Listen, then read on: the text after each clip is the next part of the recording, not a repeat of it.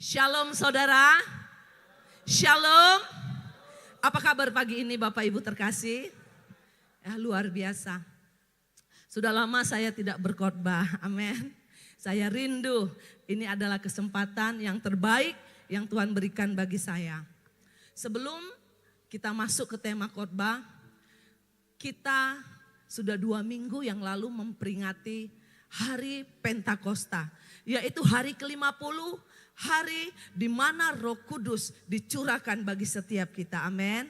Ya, saya mau memberikan sedikit tentang apa itu Roh Kudus.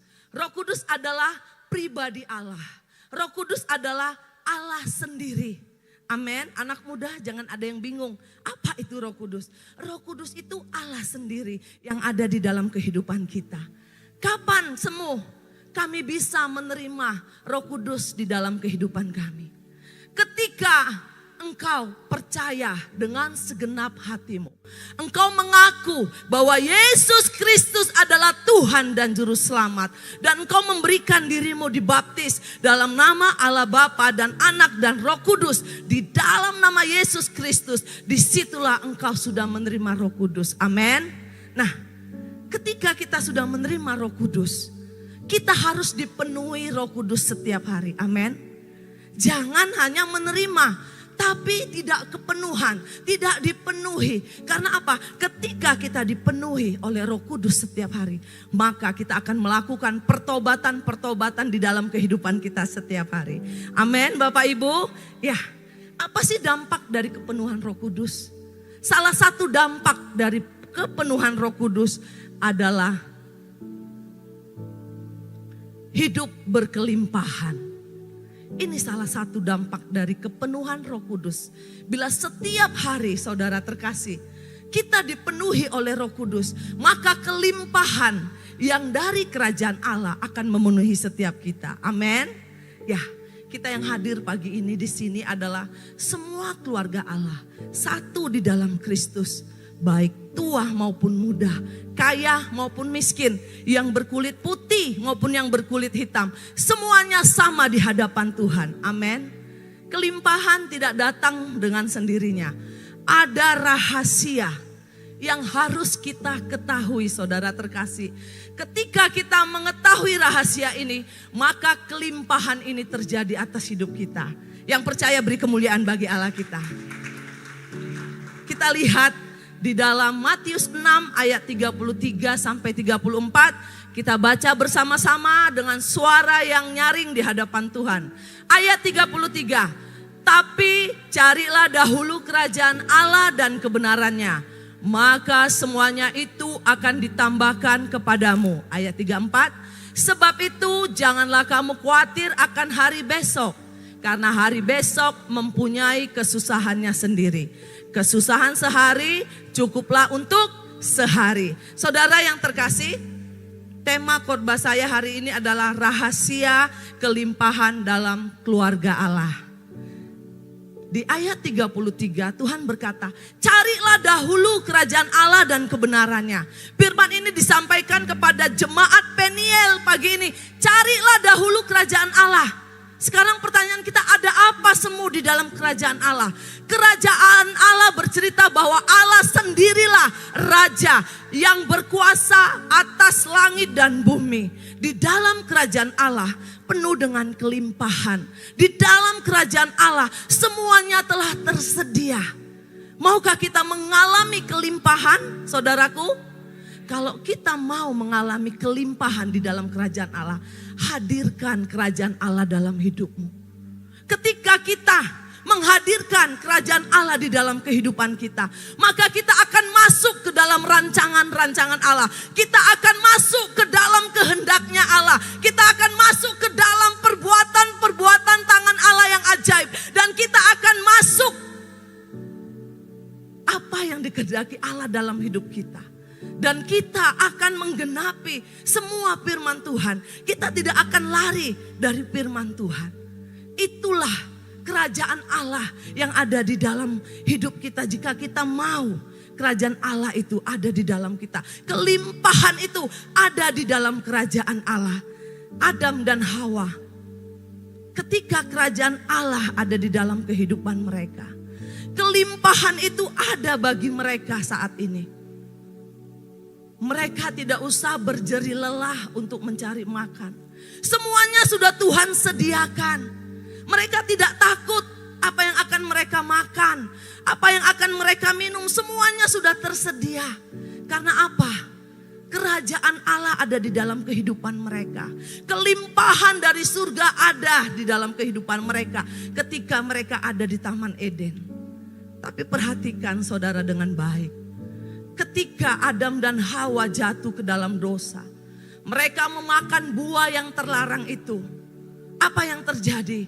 Kerajaan Allah, kelimpahannya itu semua ditarik dari Taman Eden. Dan hidup mereka jadi terkutuk. Mereka diusir dari Taman Eden. Mereka berjeri lelah untuk mencari sesuap nasi. Karena apa? Kerajaan Allah sudah gak ada lagi di dalam hidup mereka. Pertanyaannya saudara terkasih, siapakah ketika Adam dan Hawa jatuh ke dalam dosa? Siapakah yang pertama sekali berinisiatif mencari manusia? Siapakah yang pertama kali berinisiatif mencari? Apakah manusia yang mencari Allah atau Allah yang mencari manusia? Allah yang mencari manusia. Kita lihat Adam dan Hawa ketika mereka jatuh ke dalam dosa, mereka saling menyalahkan. Allah yang mencari manusia itu. Allah berkata, Adam di mana kau? Aku di sini Tuhan. Apa yang kau lakukan? Perempuan yang kau tempatkan di sisiku. Dialah yang memberikan aku buah itu sehingga aku makan. Datang Hawa, ular itu Tuhan telah memperdayakan aku. Semua saling menyalahkan. Bahkan Adam menyalahkan Allah. Ketika dia jatuh ke dalam dosa, dia tidak mohon ampun. Dia tidak datang kepada Tuhan memohon ampun. Tetapi dia lari bersembunyi dari Tuhan. Sampai Tuhan mencari Adam dan Hawa.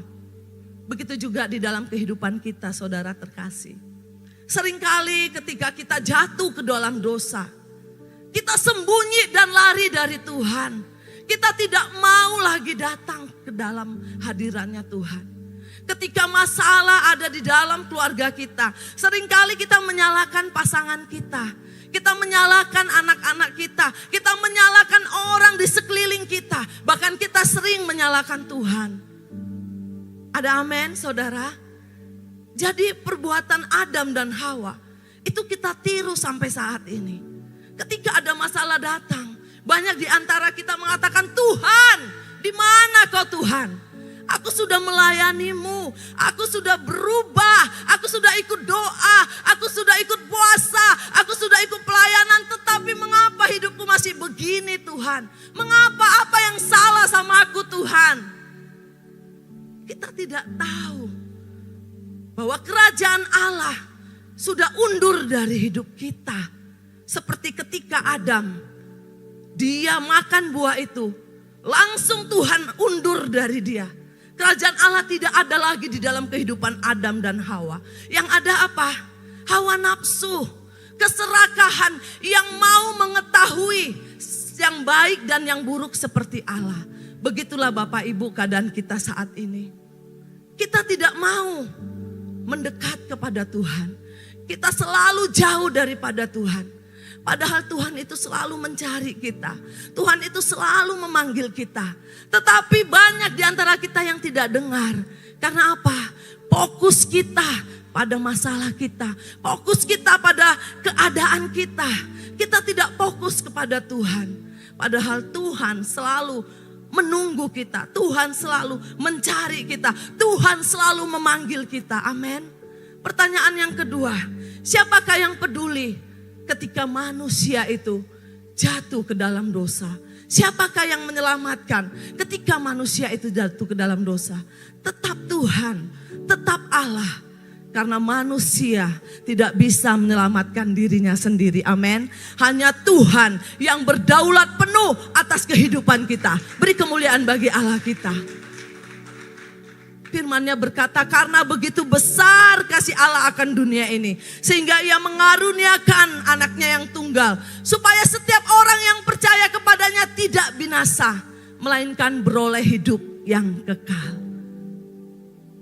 Ketika kita jatuh ke dalam dosa, Tuhan tidak pernah meninggalkan kita. Tuhan selalu menyertai kita. Tuhan selalu ingin memberkati kehidupan kita. Bapak, Ibu, Saudara yang terkasih, jangan sia-siakan kasih karunia yang sudah Tuhan berikan bagi setiap kita. Amin. Kasih karunia itu hanya sekali Tuhan berikan. Jadi jangan coba-coba berkata, Tuhan itu baik. Aku hari ini melakukan dosa saja, besok aku bertobat, minta ampun, pasti juga Tuhan ampuni. Jangan salah. Jangan salah mengerti akan kasih karunia. Tuhan Yesus menebus dosa kita dengan darahnya yang mahal di atas kayu salib. Kasih karunia itu menuntut pertobatan saudara. Jadi jangan main-main kalau Anda, Bapak Ibu hari ini diselamatkan, saya dan saudara diselamatkan. Itu cukup satu kali. Selanjutnya apa? Perubahan hidup kita, pertobatan hidup kita. Kita harus selalu mengerjakan keselamatan di dalam kehidupan kita. Jangan menjadi Kristen tomat, tobat kumat. Kalau sudah hari Jumat sudah mulai tobat, ya Sabtu sudah mendekati pertobatan, Minggu tobatnya luar biasa. Tapi ketika Senin, Selasa, Rabu, Kamis kumat lagi. Hati-hati, ada keseimbangan di dalam kehidupan kita. Ada waktu lahir, ada waktu meninggal. Ketika Tuhan berikan kesempatan hari ini, pergunakan kasih karunia itu. Jangan dipermainkan. Mengapa Tuhan selalu berinisiatif mencari kita? Mengapa Tuhan peduli untuk menyelamatkan kita? Dengar baik saudara, perhatikan baik-baik. Kita lihat, mengapa sih Tuhan begitu berinisiatif mencari manusia ketika manusia jatuh ke dalam dosa? Mengapa Tuhan begitu peduli menyelamatkan manusia? Karena kita baca bersama-sama saudaraku, 3, 2, 1. Sekali lagi, 3, 2, 1. Ya, karena Tuhan mau manusia itu hidup dalam kelimpahan. Coba kita bayangkan betapa kasih Tuhan itu panjang dan luas melebihi samudra. Siapa sih kita ini? Udah jatuh ke dalam dosa, pertobatannya kumat, tobat kumat. Tapi Tuhan masih mau melimpahkan kasih karunia-Nya kepada kita. Siapakah kita ini? Tapi catat baik-baik dalam hidup kita. Kasih karunia Tuhan memerlukan pertobatan. Amin saudaraku. Kita baca yang berikut ini. 3, 2, 1.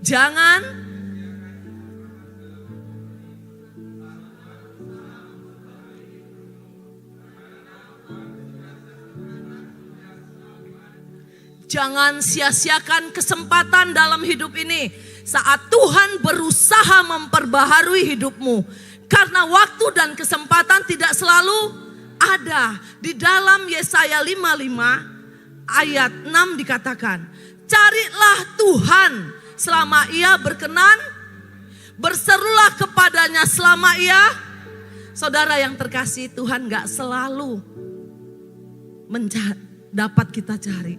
Tuhan gak selalu berkenan kita temui. Tuhan gak selalu dekat dengan kita.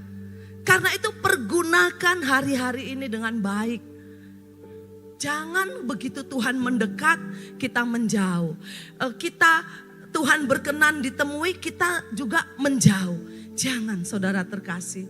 Ini firman Tuhan pagi ini, jadikanlah remah dalam kehidupan kita semua. Bahwasannya ada masanya Tuhan tidak berkenan ditemui. Dan ada masanya Tuhan tidak dekat dengan kita, Dia menjauh dari kita. Amin. Jadi jangan salah tentang kasih karunia, bahwasannya aku 1000 kali melakukan kejahatan, ketika 1000 kali aku bertobat, 1000 kali juga Tuhan mengampuni. Tidak. kasih Tuhan juga ada batasnya bagi setiap kita.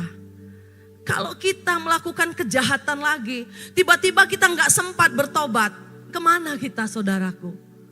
Kemana? Tuhan tidak melihat pertobatanmu yang dulu. Tuhan melihat pertobatanmu saat ini ketika engkau dipanggil. Engkau lagi ngapain saudara? Itu yang Tuhan lihat. Bukan yang kemarin-kemarin, saat ini. Makanya mari kita perbaharui hidup kita. Amin. Ya, kita akan masuk ke dalam inti khotbah berikut ini. Yaitu bagaimana agar kita mengalami rahasia kelimpahan dalam keluarga Allah. Kita baca dalam, ya, carilah kerajaan Allah dan kebenarannya. Ayat 33 berkata, tetapi carilah dahulu kerajaan Allah dan kebenarannya, maka semuanya itu akan ditambahkan kepadamu. Kalau yang di poin tadi, Tuhan menyuruh kita mencari tahu ada apa di dalam kerajaan Allah. Kerajaan Allah yang pertama berbicara bahwa Yesus Kristus adalah raja di dalam kerajaan Allah. Dialah yang berdaulat di dalam kerajaan Allah. Kelimpahan, kemewahan semua ada di dalam kerajaan Allah. Poin yang kedua, tetapi carilah dahulu kerajaan Allah dan kebenarannya. Firman ini berbicara bagi jemaat Peniel pagi ini. Kita disuruh mencari. Kalau kita disuruh mencari pagi ini berarti ada yang hilang. Ada yang hilang di dalam kehidupan kita. Makanya Tuhan menyuruh kita mencari. Apa yang hilang saudara terkasih? Kerajaan Allah yang hilang dan kebenarannya di dalam kehidupan kita. Kita dapat merasakan ketika kerajaan Allah dan kebenarannya tidak ada di dalam diri kita, maka kutuklah yang datang kepada kita, maka kesengsaraanlah yang ada pada kita. Sama seperti Adam dan Hawa. Ketika mereka sudah tidak ada lagi kerajaan Allah di dalam kehidupan mereka, mereka hidupnya terkutuk dan diusir dari Taman Eden. Hari-hari ini kita mau mencari rahasia bagaimana supaya kelimpahan itu terjadi atas hidup kita. Amin. Kita disuruh mencari yang hilang, yaitu kerajaan Allah. Apa sih kerajaan Allah itu? Kok harus dicari-cari semua? Dalam Roma 14 ayat 17 dikatakan, tetapi kerajaan Allah bukanlah soal makanan dan minuman, tetapi soal kebenaran, damai sejahtera, dan sukacita oleh Roh Kudus. Jadi apa yang pertama yang hilang di dalam kehidupan kita sehingga kerajaan Allah itu undur dari hidup kita? Yaitu yang pertama adalah, baca sekali lagi, 1, 2, 3. Kebenaran tidak ada lagi di dalam kehidupan anak manusia. Hidup benar tidak ada lagi di dalam kehidupan anak manusia dijumpai Allah. Hidup benar tidak lagi menjadi sesuatu yang diagungkan dalam kehidupan manusia. Kita tidak lagi menjadi pelaku firman. Kita tidak lagi menjauhi segala dosa-dosa. Tetapi kita mengikuti hawa nafsu kita. Sehingga apa? Kita tidak jadi orang benar. Kita tidak melakukan kebenaran. Kita melakukan apa yang ada di dalam hati kita. Ini kunci yang pertama, saudara terkasih. Mengapa kita disuruh mencari kerajaan Allah saat ini?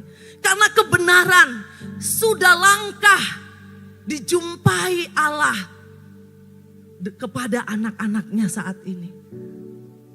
Coba kita introspeksi diri kita. Kita sudah melakukan kebenaran belum saat ini? Kita sudah benar belum di hadapan Tuhan? Kita sudah melakukan firman-Nya belum? Ini yang hilang. Kenapa kelimpahan itu enggak terjadi atas hidup kita? Kadang kita nyalakan Tuhan. Di mana kau Tuhan? Padahal Tuhan itu adalah kebenaran.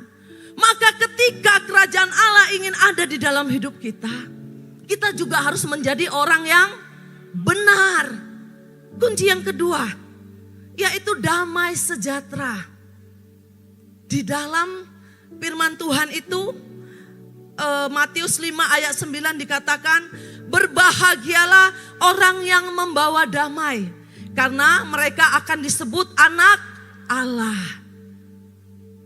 Jadikan hatimu damai hari ini. Karena kerajaan Allah hanya tinggal di hati orang yang mempunyai damai sejahtera. Amin. Buang amarah, buang kebencian, buang sakit hati, buang kepahitan, buang iri dengki. Selamatkan hidupmu. Ketika engkau mengampuni orang lain, itu bukan untuk dia, tapi untuk dirimu sendiri. Supaya apa? Supaya kelimpahan itu terjadi atas hidup kita. Supaya kerajaan Allah itu hadir di dalam hidup kita. Amin. Mengapa orang susah mengampuni?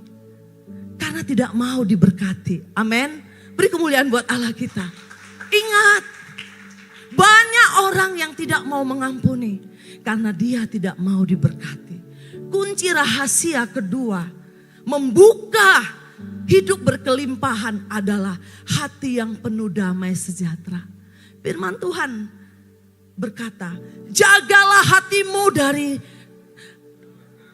kewaspadaan, karena disitulah terpancar kehidupan. Hati ini pusat kehidupan kita. Kalau hatimu tidak damai, ya, hatimu penuh dendam, hatimu penuh kebencian, hatimu tidak mau mengampuni, terlihat dari wajahmu. Amin. Nampak. Ketika berpapasan dengan orang yang enggak kau suka, enggak mau lagi. Yang biasanya ramah salam, ini mampus kau situ. Ingat, orang yang kau benci makan ayam, mendoakanmu, sementara kau enggak dapat apa-apa. Kasihan. Ya, ayo kejarlah damai. Orang yang hatinya tidak damai, wajahnya juga enggak damai. Perkataannya perkataan yang menyakitkan, perbuatannya perbuatan yang menyakitkan. Tapi hati yang penuh damai, wajahnya itu penuh dengan kemuliaan Tuhan. Amin. Ya, umurnya diperpanjang oleh Tuhan. Sakit penyakitnya disembuhkan oleh Tuhan. Amin. Mau ada damai? Amin. Kita lihat orang yang bobotnya 600 kilo. Saya juga heran. Kenapa gak punya kolesterol ya? Kenapa gak punya asam urat? Karena rupanya hatinya damai. Yang dia tahu makan memperbesar badan. Jadi dia gak ada sakit hati sama orang. Kita lihat orang sekarang. Makan daging 1 jempol aja, kolesterolnya naik, asam uratnya naik, jalan sampai gini. Karena apa? Hatinya ini penuh dengan luka. Amin. Bukan boksu. Boksu itu kalau asam uratnya kumat makan daging 2 kilo. Saudara yang terkasih, mari kita kejar kelimpahan. Amin. Ini kunci yang kedua, supaya kita mengalami kelimpahan di dalam keluarga Allah. Buang itu sampah-sampah yang ada di hati, buang. Karena apa? Sia-sia ibadahmu, sia-sia doamu, sia-sia pelayananmu. Ketika engkau dipanggil masih ada sampah. Kita ini bukan sampah, ya. Kita ini bukan tong sampah yang selalu menyimpan sampah. Kita ini ciptaan Tuhan yang paling mulia. Amin. Ciptaan Tuhan yang paling berharga. Amin. Jadi jangan suka menyimpan sampah. Ya. Suami istri, jangan suka menyimpan. Saya punya kesaksian. Ini real, ya. Ini benar-benar real. Suatu malam kami ditelepon oleh satu keluarga jam 1 malam. Kami datang dengan boksu dengan muka kusut-kusut. Ketika kami sampai di rumah saudara kami, mereka lagi perang besar. Si istri menyalahkan suami, suami nyalakan istri. Padahal kecilnya masalahnya. Kecil. Kita layani, kita konseling sampai jam 2 lewat saudara. Waktu itu saya lagi masih bekerja. Saya bilang, ibu ini sudah mau jam 3, saya nanti sebentar lagi kami mau saat teduh, pagi saya akan kerja. Kita doa aja lah ya. Kita doa. Itu pilihan kalian lah mau damai atau enggak. Karena itu urusan dalam negeri. Saya bilang gitu. Itu urusan dalam negeri. Kami hanya bisa memberi firman, mendoakan. Ketika selesai berdoa, hati saya berdetak. Saya bilang, Ibu, Bapak, saya baru mendapatkan peneguhan. Tuhan ada di depan pintu rumah kalian. Tuhan membawa seperti kado.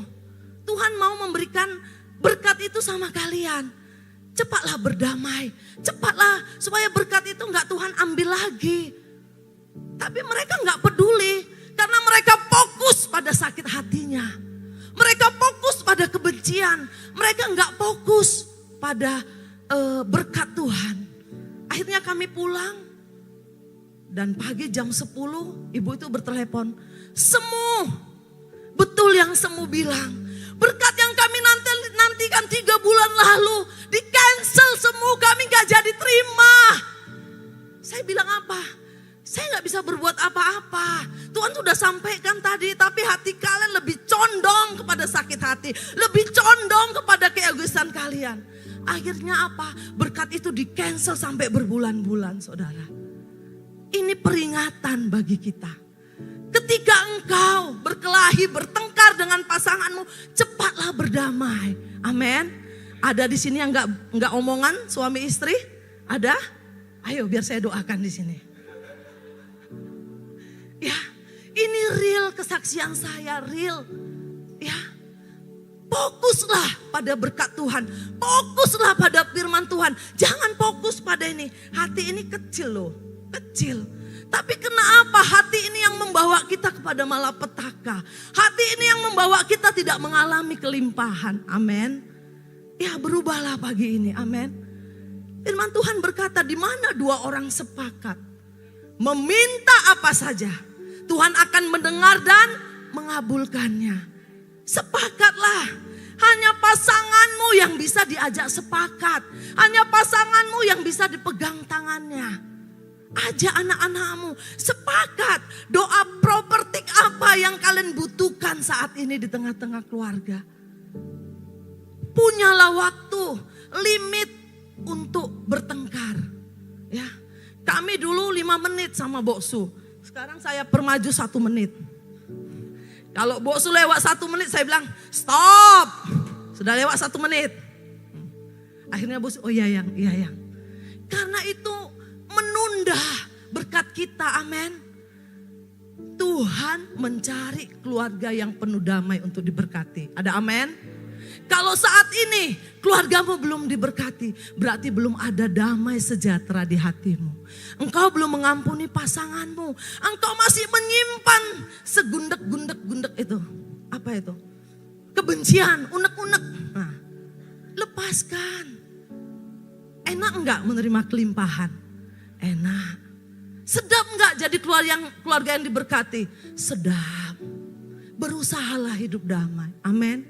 Kunci yang ketiga, rahasia yang ketiga, supaya kita bisa ya membuka rahasia kelimpahan dalam kerajaan Allah, yaitu sukacita. Di dalam Filipi 4 ayat 4 itu dikatakan, bersukacitalah senantiasa di dalam Tuhan. Itu ada tanda seru. Saudara, bisa dibukakan tim multimedia Filipi 4 ayat 4. Saya baru dapatkan ini jam 12:30 malam. Filipi 4 ayat 4. Kita baca bersama-sama 3, 2, 1. Bersukacitalah senantiasa dalam Tuhan. Benar kan tanda seru? Terus sekali lagi kukatakan bersukacitalah. Mengapa Tuhan sampai 2 kali berbicara bagi kita? Kan cukup sekali Tuhan. Bersukacitalah senantiasa di dalam Tuhan. Habis. Tapi tidak, Tuhan berkata bersukacitalah, sekali lagi kukatakan bersukacitalah. Sampai ada tanda seru. Artinya apa? Jangan lupakan khotbah saya tentang keseimbangan. Amin. Dikala engkau tertawa, pasti ada waktumu untuk menangis. Jadi arti tanda seru pada firman Tuhan Filipi 4 ayat 4 tadi itu mengatakan begini. Ketika engkau dalam kelimpahan, bersukacitalah. Tetapi ketika engkau dalam kekurangan, tetaplah bersukacita. Beri kemuliaan buat Allah kita. Makanya sampai 2 kali Tuhan katakan, jangan hanya ketika berkelimpahan bersukacita dan mengucap syukur. Tetapi ketika kekurangan, kita nggak bisa bersukacita. Tuhan marah, Tuhan mau. Baik suka maupun duka, baik kelimpahan maupun kekurangan, kita harus bisa bersukacita, mengucap syukur. Ya, persiapkan hatimu, saudaraku, untuk segala sesuatu yang terjadi nanti. Kalau hari ini kita bersukacita, persiapkan ada waktunya kita akan menangis. Kalau hari ini kita menangis, persiapkan waktumu untuk kita bisa tertawa. Waktu Tuhan gak ada yang tahu. Jalan-jalan Tuhan gak terselami. Amin. Karena itu kita harus kuatkan iman kita di dalam mengikut Tuhan. Jangan maunya tertawa saja. Jangan maunya bahagia saja. Ikut Tuhan itu penuh warna. Gak terlukiskan. Jadi apapun yang terjadi, tetaplah percaya bahwa Tuhan itu mengasihi kita. Amin, saudara. Nah, di sini mengapa tidak dikatakan kok cari saja kerajaan Allah dan kebenarannya? Kapan semuanya itu akan ditambahkan kepadamu? Ini bonus, saudaraku. Ini bonus ini. Maka semuanya itu akan ditambahkan kepadamu. Ini bonus. Nggak usah ini dicari. Amin. Ini nggak usah dicari, nggak usah dipikirkan, nggak usah diminta. Ada amin. Ketika ini kita lakukan kuncinya yang ini, maka kerajaan Allah, mana dia? Lari dia.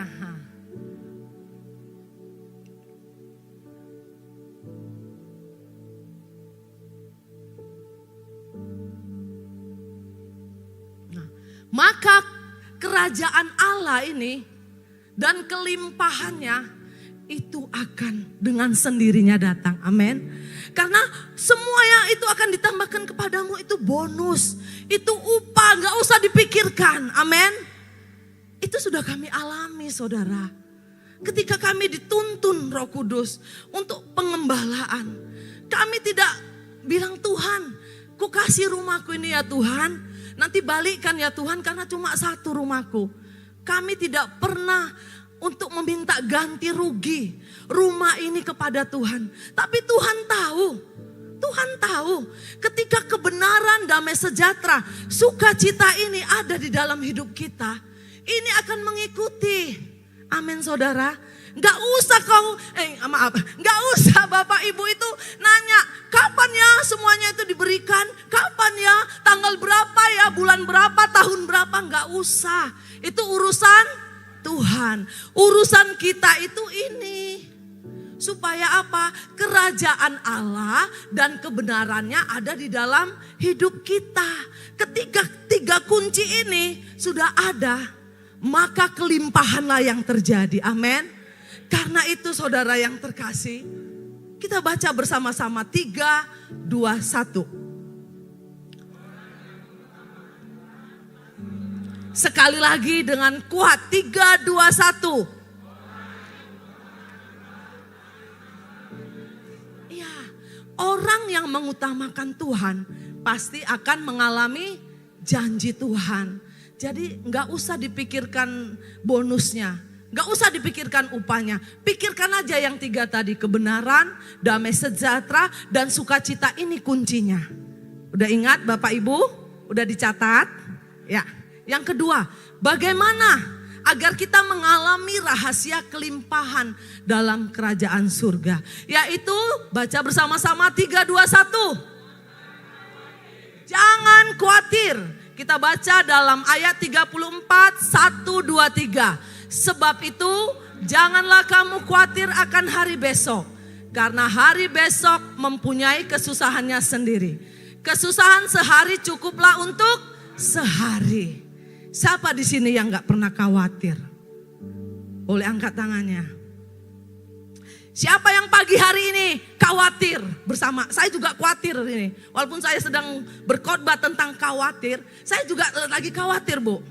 Ayo angkat tangannya. Oh sedikit, haleluya. Siapa yang gak pernah khawatir? Pulang saja kalau gak pernah khawatir. Jadi Bapak Ibu, bohong kalau kita itu nggak pernah khawatir. Amin. Karena khawatir itu manusiawi. Khawatir itu wajar. Ya. Orang kaya, uangnya triliunan itu juga khawatir. Apalagi kita, ya. Pendeta yang luar biasa yang hanya tumbang, itu juga apalagi saya. Ya. Ada pendeta tumbang dia. Bukan dia jemaatnya. Ya, Bapak Ibu Saudara, khawatir itu wajar. Khawatir itu manusiawi. Amin. Tapi yang tidak boleh, jangan lebih besar khawatirmu daripada Tuhan yang ada di dalam hidupmu. Beri kemuliaan bagi Allah kita. Hari-hari ini kita lebih besar khawatirnya daripada Tuhan yang kita sembah. Sehingga apa? Kita menembok diri kita. Kita merasa gak kuat. Kita merasa gak mampu. Kita merasa aduh mati aja lah. Apa hari-hari ini yang sering kita khawatirkan? Anak muda, apa yang kau khawatirkan hari-hari ini? Masa depanmu. Tenang. Ada Tuhan. Amin. Kuncinya tadi 3. Ya, ini kunci yang keempat, khawatir. Jangan khawatir. Ya, supaya kerajaan Allah ada di dalam hidup kita. Sudah 4 kunci semua kasih ya. Nah, ketika 4 kunci ini sudah saudara pegang, jangan takut. Ketika 4 kunci ini sudah Anda lakukan, jangan bimbang.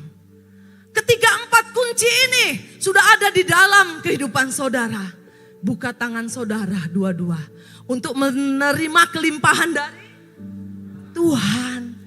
Hari-hari ini banyak kita yang khawatir, terutama anak muda. Gimana masa depanku nanti? Melihat, menimbang, memutuskan orang tuaku hanya seperti ini. Gimana cita-citaku nanti? Aku mau keluar negeri. Melihat, menimbang, memutuskan, gak jadi. Karena imannya kecil. Dia gak tahu punya Tuhan yang besar. Khawatirkah engkau hari ini tentang kontrak rumahmu? Khawatirkah engkau hari ini tentang SPP anakmu? Khawatirkah engkau hari ini tentang kesehatanmu? Khawatirkah engkau hari ini akan bisnismu? Khawatirkah engkau hari ini akan keluargamu? Khawatirkah engkau hari ini akan ditmu? Kredit.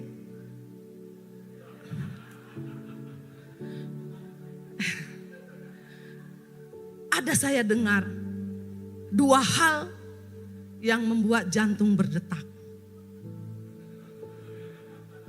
1 jatuh cinta. Ya. Gitu. Jatuh tempo dan jatuh cinta. Ini sudah akhir bulan. Mungkin akan jatuh tempo. Bertambahlah khawatir itu. Bertambahlah ketakutan itu. Sekarang pertanyaan saya, khawatir itu datang ketika masalahnya sudah datang atau masalahnya masih jauh, belum datang? Masih jauh. Padahal belum datang masalahnya, tapi jantung udah gitu. Karena apa? Karena kita fokus pada masalah kita. Kita fokus pada pikiran-pikiran kita yang negatif. Kita seperti Adam dan Hawa. Ketika masalahnya datang, ya, sudah tahu dia berdosa, dia sembunyi, dia fokus pada ketakutan. Begitulah hari-hari hidup kita ini. Ketika ada masalah, kita fokus pada masalah. Padahal firman Tuhan bilang, kesusahan sehari cukuplah untuk sehari. Hari besok punya kesusahannya sendiri. Saudara yang terkasih, apa sih yang membuat kita takut? Selalu khawatir. Yang pertama, karena kita tidak percaya Tuhan. Katakan bersama saya, 3, 2, 1. Kita nggak percaya sama Tuhan. Kalau Tuhan itu sanggup melakukan yang tidak tidak mungkin menjadi mungkin. Kita terlalu memperbesar ketakutan kita daripada memperbesar Tuhan di dalam kehidupan kita. Apa yang kita takutkan, itulah yang terjadi. Ada amin? Karena itu dilarang takut. Yang kedua, apa sih mengapa orang selalu khawatir? Yang kedua, karena mengandalkan kekuatannya sendiri. Tidak mengandalkan Tuhan. Dia merasa hanya aku yang sanggup menyelesaikan masalah ini. Hanya aku yang tahu masalah ini. Tuhan gak akan pernah bisa membantu aku. Kita sudah mengeblok dulu. Kita sudah membatasi dulu kekuatan Tuhan. Yang ketiga, melihat situasi dan kondisi saat ini. Gak mungkin Tuhan.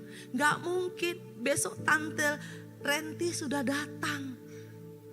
Iya, Tante Rente besok sudah datang Tuhan. Aku gak punya uang. Cemana Tuhan? Gak mungkin Tuhan, aku harus lari dari masalah ini. Aku harus lari.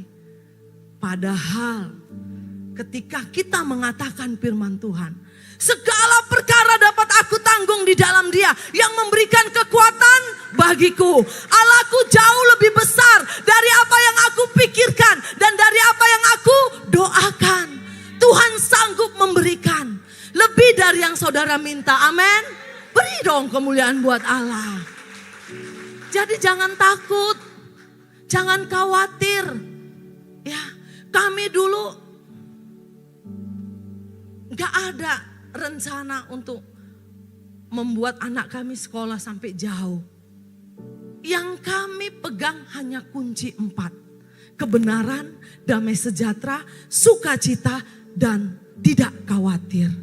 Itu kuncinya untuk kita bisa membuka kelimpahan bagi keluarga kita. Amin. Pernah tidak saudara mendengar cerita Daud? Daud itu ketika dia mengalahkan Goliat, dia masih kemerah-merahan kata firman Tuhan. Mungkin kalau di sini masih seperti Jerik belasan tahun ya. Daud itu ganteng seperti Jerik. Sini sayang. Dia ganteng seperti Jerik. Kemerah-merahan ya. Ganteng kan Jerik? Mungkin Goliat itu lebih besar daripada Ando ya. Ando lu masih kecil, Goliat lebih besar. Oke sayang, silakan duduk. Nah, tetapi Daud tidak takut menghadapi Goliat, panglima perang Palestina yang sudah begitu banyak pengalaman di dalam berperang. Sementara Daud belum pernah berperang. Dia hanya mengalahkan singa. Dia hanya mencabik-cabik serigala yang mau menerkam 2-3 ekor dombanya. Tetapi apa yang dilakukan Daud? Ketika dia menghadapi Goliat, raksasa, dia berkata, "Hai Goliat, kau mendatangi aku dengan lembing, dengan pedang, dengan tombak. Tetapi aku mendatangi engkau dengan nama Tuhan semesta alam." Punya iman gak kita seperti Daud hari ini? Ketika masalahmu besar sebesar Goliat, katakan, "Hai masalah, aku punya Tuhan yang besar, yang akan meruntuhkan engkau di depanku." Amin. Tadi ada 2 yang membuat jantung berdetak, yaitu jatuh tempo dan jatuh cinta. Sekarang 3 ya, yang membuat jantung itu tak berdetak. Apa itu? Ketika jatuh mati. Siapa? Goliat. Ya, ketika si Daud memanah Goliat, kena keningnya. Goliat jatuh dan mati. Karena apa? Daud membawa roh Tuhan. Ada kerajaan Tuhan di dalam kehidupan Daud.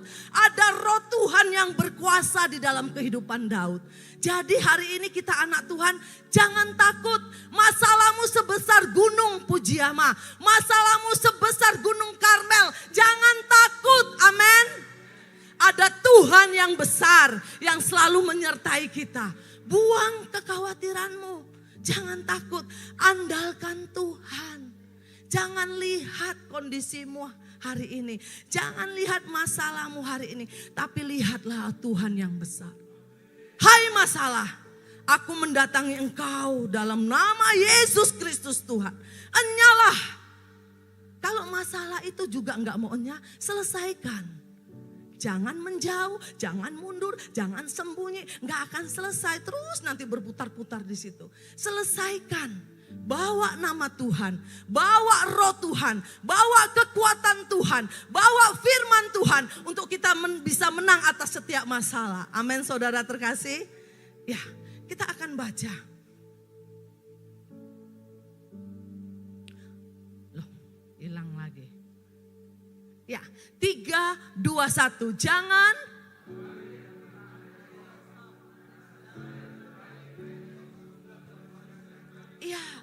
jangan khawatir tentang hari esok anak muda.